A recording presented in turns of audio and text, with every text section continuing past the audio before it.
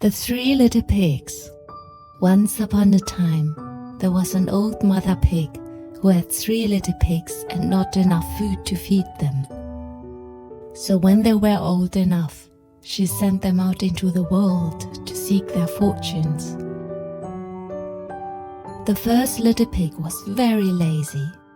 He didn't want to work at all, and he built his house out of straw. The second little pig worked a little bit harder, but he was somewhat lazy too, and he built his house out of sticks. Then they sang and danced and played together the rest of the day. The third little pig worked hard all day and built his house with bricks. It was a sturdy house, complete with a fine fireplace and chimney.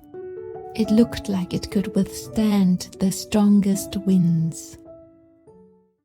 The next day, a wolf happened to pass by the lane where the 3 little pigs lived, and he saw the straw house, and he smelled the pig inside.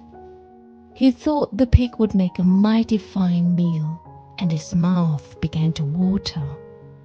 So he knocked on the door and said, Little pig, let me in, let me in. Then the wolf showed his teeth and said, Then I'll huff, and I'll puff, and I'll blow your house down. So he huffed and he puffed and he blew the house down. The wolf opened his jaws very wide and bit down as hard as he could. But the first little pig escaped and ran away to hide with the second little pig. The wolf continued down the lane, and he passed by the second house made of sticks, and he saw the house, and he smelled the pigs inside, and his mouth began to water as he thought about the fine dinner they would make. So he knocked on the door and said, Little pigs, let me in, let me in. But the little pigs saw the wolf's pointy ears through the keyhole, so they answered back, No, no, no, not by the hairs on our chinny chin chin.